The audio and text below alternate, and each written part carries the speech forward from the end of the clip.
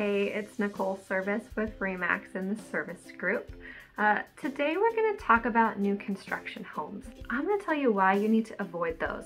There are pros and cons to everything. I'm going to basically point out all the cons, and if you make it through this whole video and you still want to buy new construction, at least you'll be ready and you'll know what you're getting into. When you hire a real estate agent to represent you in a transaction, you're getting their firm to represent you in your best interest.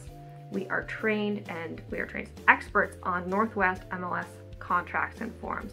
When you buy new construction, those builders have had their own attorneys draft up their own contracts. So while we are experts in traditional resale, and we're experts technically in new construction, we may not be an expert in that specific builder's contract.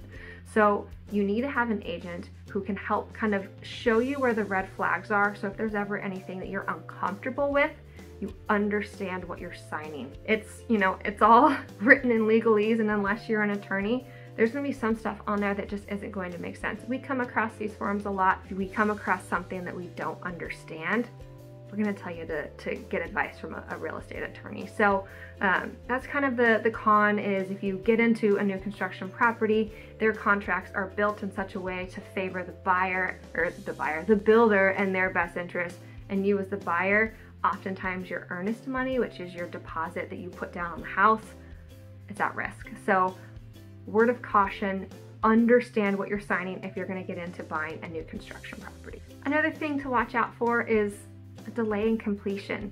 You are planning your whole life around this move date. You've got movers coming, scheduled, maybe you rented a pod, maybe you ended your lease, maybe you're selling your other house. So many things are contingent upon this date happening. And if the house isn't built yet, you can't move in. So that can be a real problem if you are planning your whole thing around this certain completion date and the builder has the option to extend that if they need to, because their contracts, what we learned, favor them.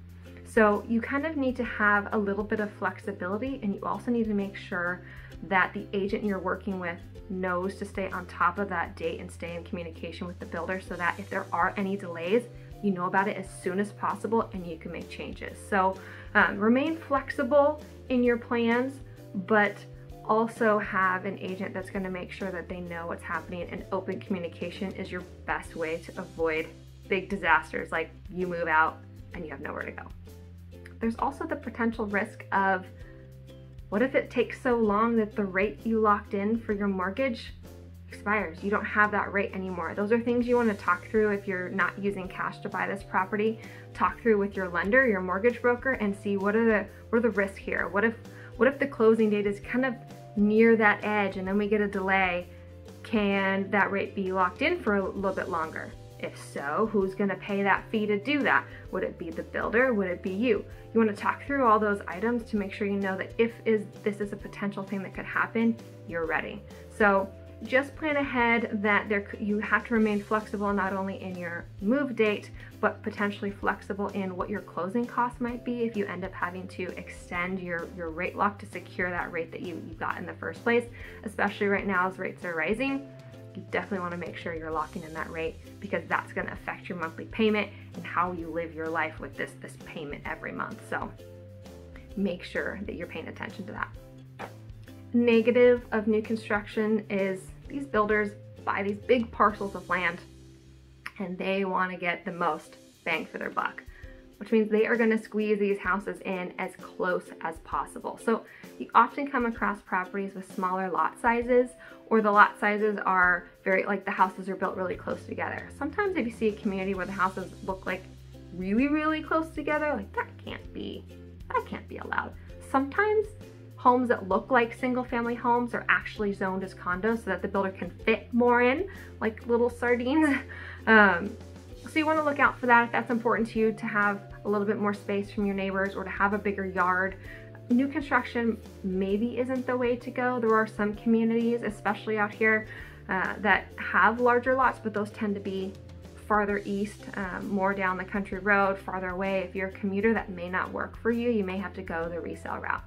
So we recently had some big form changes that clarified who pays who, how does a buyer's agent make their money? So, little kind of overview. If you are working with an agent and you're buying a house, that agent is, at least if you work with a RE/MAX agent, is not paid on a salary. We are paid on a commission. We're professionals, this is our job, but we are independent contractors. So we only get paid if we successfully help you buy a house. Most of the time, the seller offers to pay our fee. Now, if I as an agent have a minimum price I'm willing to work for, you as the buyer can come across a house where maybe the seller is offering less than my minimum and you as the buyer are responsible for covering the gap there. A lot of builders tend to offer a lower price for the buyer's agent, so there may be additional fees for you as the buyer if you're purchasing brand new construction, because you're going to be responsible for that gap in fees, right, that you're supposed to pay for your agent to do their job. Now, that is negotiable most of the time. You would like to think builders would be negotiable about that because they want to sell their house, but you never know. So that's just something to look out for, to have that conversation, and it could be a point of contention with negotiations. There are some builders that will not offer no compensation at all. If you're working with your agent and you're going to go tour some new construction communities, you have to register your agent before you go tour that property. Otherwise, they will not be paid by the builder and you'll be responsible for paying that fee instead of having the seller pay for that, which wouldn't you rather have the seller pay their fee anyways? So, and just a friendly reminder that when you do go tour new construction properties, there's usually a sales office. That agent sitting there at that desk does not represent you in your best interest. They are there to represent the builder. They want to help the builder get the most money they can for that property because that's their job. They're representing their best interest. So be careful what you say when you go into the sales office. Don't gush over the properties that you love, because that's information they're going to use against you. You want to go into that sales office to get information, not to give information. So I would recommend not going and touring new construction by yourself. Bring your agent with you. Make sure you have representation there so you know what to say, what not to say, and we're also going to know what questions to ask. So I hope that that's been helpful. I hope you're not necessarily steered away from buying new construction, but you're more informed about buying new construction, that it's a little bit different process than you might expect. So if you enjoyed this video, please subscribe.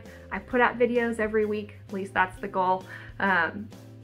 If there's anything else about new construction that you think I should have talked about but didn't, comment below, and I would love to hear your guys' thoughts. If you've bought new construction, had a good experience, bad experience, share that too. Let's kind of help as a community, all of you home buyers or potential home buyers, be more informed about what you're getting into. So hope you guys enjoyed, and I will see you next time.